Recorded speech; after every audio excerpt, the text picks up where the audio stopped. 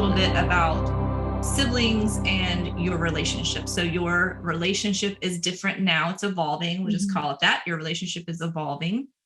So I want to kind of hear from you two's perspective on reading each other's chapters. So we kind of wrote our chapters, and then I had some consultative creative help and coaching to help weave them together. But they were essentially written 4 different spots apart and then kind of woven together into the story. So you had written 2 chapters, you had written a chapter, and then when it was all put in the manuscript, I said, hey, both of y'all should read the book and let there be no surprises or gotchas when this is out. So any new perspective you learned about your sister, whoever wants to go first, of reading each other's chapters, maybe it filled in a gap of something you didn't know. I can start first. I think, as you'll see in the chapter, I often felt like a victim to Sydney as my older sibling between when I was in middle school and when I was in high school. But reading her chapter, I did see that she was just so entrapped by her own circumstances. Maybe not all of it was as purposeful as it felt at the time. And then also just, she thought that's what being a big sister meant, was like how the movies where the older sister is like, nah, nah, nah, nah, nah. Middle sister's like, oh man. And so she's trying to fulfill that, and she doesn't realize, the impact that she's making until she's older, especially with the distance that she might have emotionally at the time as an adolescent. She doesn't know that I'm also an adolescent, also trying to figure things out. So I think it was good to see the other things going on in her life and knowing that I wasn't being purposely, picked out and targeted as it felt. And what'd you learn reading Erica's chapter? Well, first of all, I made the mistake of reading Erica's chapter during a slow lull at work, and I was bawling on my office desk. So note to self, please don't read the book when you're trying to do something very important, because you might cry. So for me, I guess it was kind of like the clicking moment, because Erica and I had a couple conversations, driving to and from North Carolina to see the grandparents. We'd had like kind of defined the sibling relationship talk, briefly kind of covered some of the issues that she had not really expressed toward me, because as you'll come to find out in the book, for the most part, I thought Eric and I had a great relationship, despite me being very much a bully for most of it. I thought Eric and I had a great relationship. So like we had a couple talks throughout the past couple of years, especially as she's been in college, but I don't think I fully processed the amount of hurt that I caused her until I read her chapter. And so that's mainly what I got from her chapter is, wow, I unintentionally caused a lot of harm. And I think that's one of the messages, we hear that a lot. Dad and I, when we're working with neurodiverse couples, when there's whether the autism, the spectrum is undiagnosed or diagnosed. So in Sydney's situation was as a child, Dan's situation was as an adult, and not, so couples would say that kind of same thing. I sometimes hear that from the neurodivergent spouse, Sydney, that, that wasn't my intention. I thought things were fine.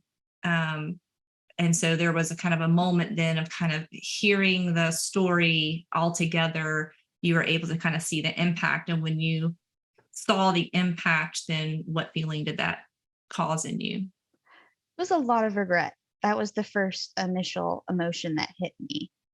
Then I got to the end of her chapter and I saw the little words, I forgive you. And I'm like, oh, snap. Have I actually asked for her forgiveness yet? Okay, I'm gonna sleep on that one and see if I actually did that or not. So that was my first initial emotion was, wow, that was kind of sucky. I wish none of that had happened. So you had a little bit of some of those feelings to writing yours, right? I mean, you had read my book the first time, but it's been several years. That was 2015. And now the girls are older and they're adults. They have their own perspective and lenses. And, you and I have been kind of working our relationship for a while, and we work out some of our relationship on the air in the moment when we're recording. And so you expressed regret too. So in your hindsight, because you're talking to dads, you're talking to families, you're talking to kind of people supporting the family, what things did you have regrets over? I'm not going to answer that question yet. Okay. He's Dandoff. He answers what he wants when he wants to. So the interesting aspect of reading it back in 2015 and reading it now is, 7 years does different things to you, right? You read it the first time and that was also not too far away. I mean, that was still, Sydney was in high school. I mean, we were still that was still right now. Read it 2 months ago and Sydney's now halfway across the country. Erica's almost finished with school, getting married here soon. The stage of life is now significantly different. And if you look at how just you and I are from a seasonal perspective, we are going from everybody in the house and your hands-on every day to right here on the eve of empty nest, right? Yeah. And so the just the season of life causes you to think differently. And by the very nature of time, you don't get yesterday back. And you look at the change of season and Erica's moving on, Sydney already has.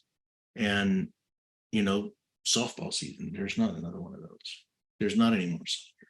There's not any more, let's go to the band concert, and really what that did is, those events could have been richer, because now that I look back, there's no way to get that one again. I don't get to go to another softball game or another tennis match or another band or another soccer or another Dance. Yeah. dance. The dance over here. Cross country. Over on Party Island. School, anything, right? I mean, those just aren't available anymore. And that caused a different kind of reflection than probably what happened in the first time. That's probably the biggest is it's just different, right? Tomorrow and the days coming are different. And that says, what, if you didn't capture the moment or seize the day back in the day, seize the now. Okay, so in that reading of kind of maybe missed moments and missed opportunities, if you're reflecting back to those days, though, even as chaotic and with the school very dysfunctional, I mean, the school, what was going on at school really just kind of ripped through our lives. I mean, how the school, the teachers, the administrators, the IEP meeting went, I mean, that was highly impactful. So if you're an educator listening to this, you really need to understand the impact you are causing, not only on the person who was attending school, but the entire family. It causes very negative impact when there's trauma in school. Let's just call it that. It was trauma. And as a mother, when there is trauma on your child, there is trauma for you as well, because you can't stop it and control it. And we'll talk about the impact on sibling here in a minute. But in that time, reflecting back, because there was no domestic violence, no abuse, no physical, nothing like that. So as chaotic as things were, we're not painting the picture of any kind of domestic violence or really craziness. But from your point of view, though, did you think back then that our life was just kind of normal and you were just kind of doing the dad and husband's things and kind of checking the boxes? Well, I didn't think it was normal. There wasn't too many other people going to that many school meetings and that many other dogs. So, I mean, from that perspective, it wasn't normal. This is how the house operates, though. I thought it was normal because you're handling the day-to-day, especially in school. I was going to work, doing work things, and mentally I had separated life. What I didn't, and then, and perhaps other circumstances, that was a very fine situation.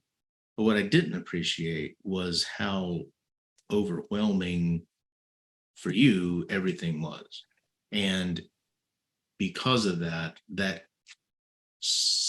delineation of who does what was tilted, a greater weight was tilted towards you because there was just so much more going on in that.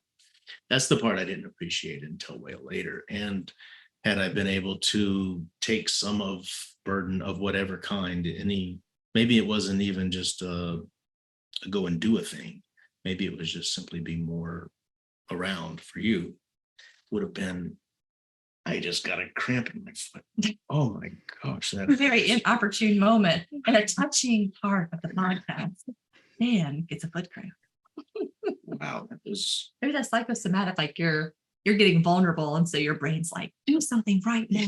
Direct that. make him quit it. Make him quit it. Make him stop. He's coming off the island. But I think from a retrospective, if I'm looking at, I mean, the kid's been more involved in whatever they had going on, and for you, just been more emotionally, relationally available instead of, all right, nobody died today, so let's go into it tomorrow. Nobody died. It's all good. Yep, nobody's So, in no jail. jail. Nobody's dead, so we can have tomorrow.